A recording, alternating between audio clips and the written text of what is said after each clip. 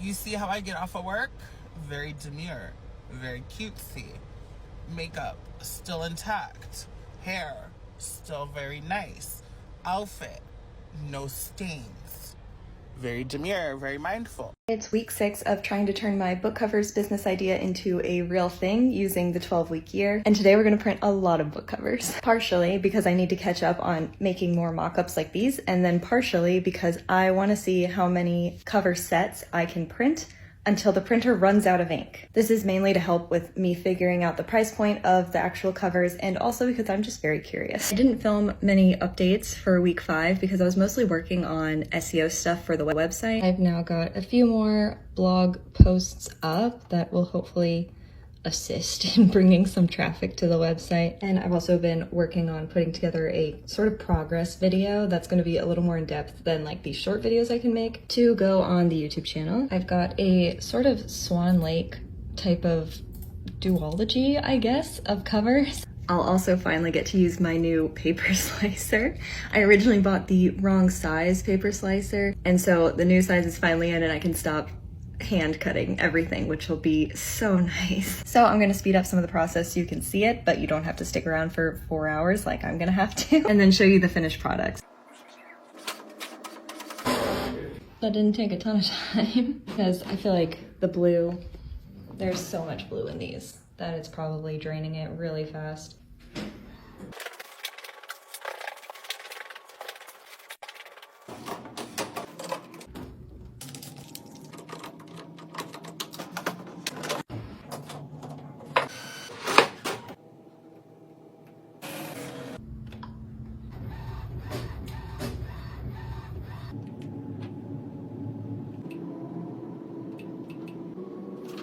Why are you like this? Everything is fine. A man on YouTube said I just need to shake the ink cartridges. If that's it, I'm gonna lose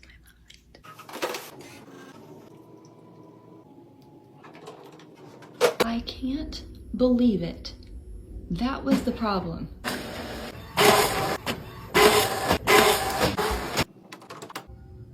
It was a bit of a battle, but we're ready to start cutting all these out.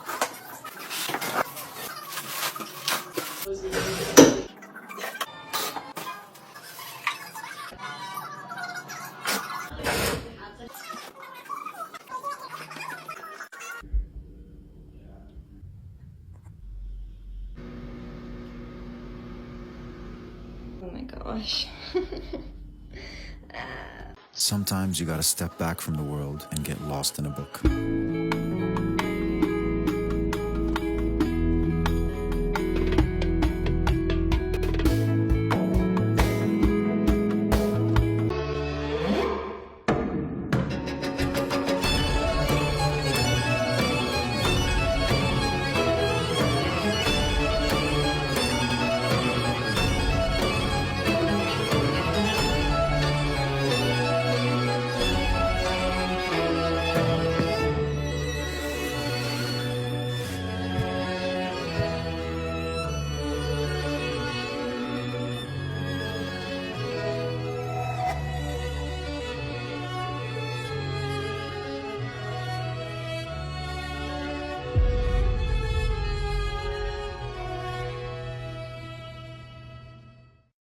This week, a hot new bombshell enters the villa. Don't call me up, I'm going out tonight. Feeling good now you're out of my life. Don't wanna talk about us, gotta leave it behind. One drink and you're out of my mind.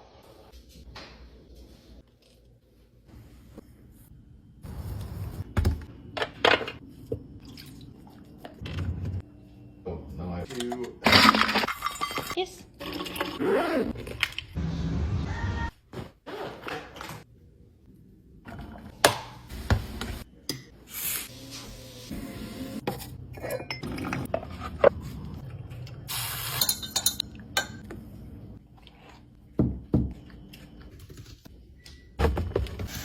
You can either look at the screen or you can look at the food, but you cannot do both.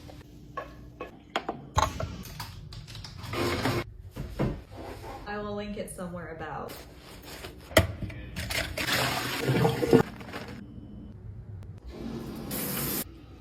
Today we find out just how much the Epson workforce can print.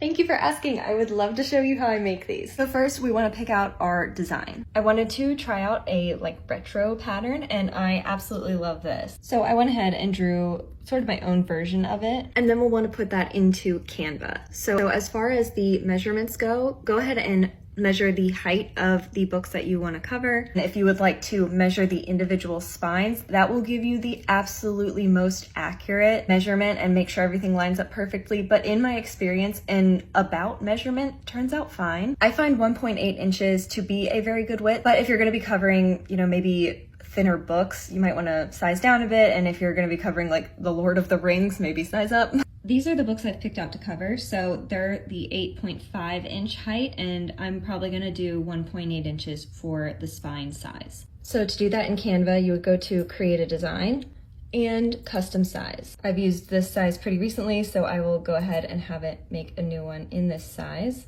You'll come over to this sidebar and click uploads and choose your file.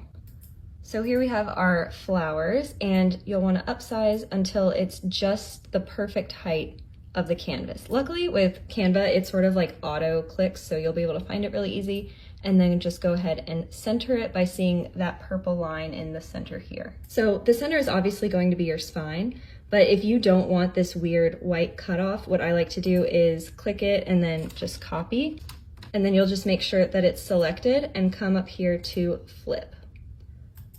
And then you'll do the same on the other side. Flip, flip horizontal, and then line it up over here. So this is the first book cover, with the center of your image being the spine. Now we're going to add in a stand-in spine. So you'll want to come over here to Elements and add a rectangle. And then to make sure it's the right width, go to Position, and I'm going to do that 1.8 width.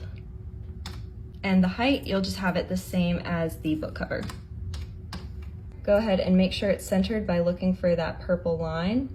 And then we're going to copy all this and move it to a new page. We're going to take all of this and move it over so that it lines up with the next spine. And you'll move it down. Then we're going to take our mock spine and move it to the center of the board. So we'll repeat this process again, selecting everything, copying, creating a new page, and adding it.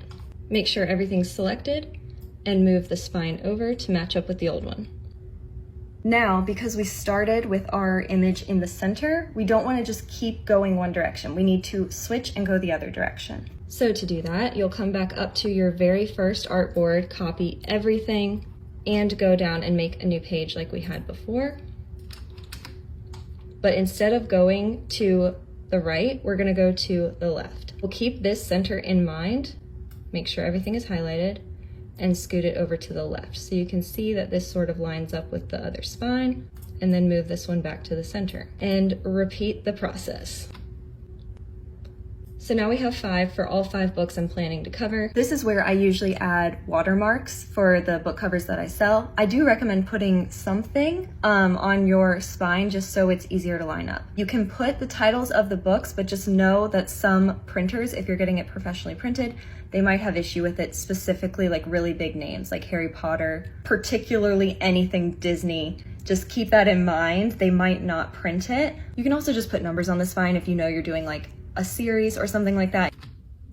And since we don't want our mock spines to actually print out in the design, we'll go ahead and turn them transparent so that you can't see them at all. And these are our finished products. So you can see how the image slightly shifts to accommodate for those different book spines. And I think the best way to do this is to save each page individually, just in case you have any issues with zip files. If you're going to a professional printer, they will help you make these individual posters that you're going to print. but since I'm doing it here at home, I went ahead and made a PDF file of all of them so they'll print right in a row out of my printer. When you go to print, what I usually ask them to do is to give me the thinnest paper possible while still holding the ink and not looking streaky. I think the paper that I use for my home printer is like 80-pound paper, and I personally like the matte. I think it does fold a little bit better as well. So I will go ahead and print these out so you can see the final results.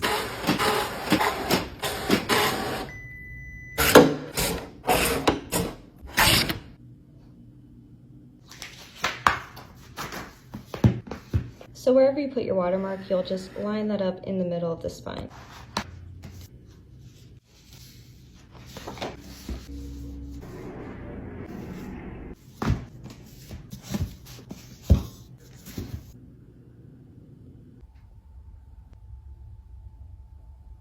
I also sell book covers like these on my website, so I will leave it here if you would like to check it out.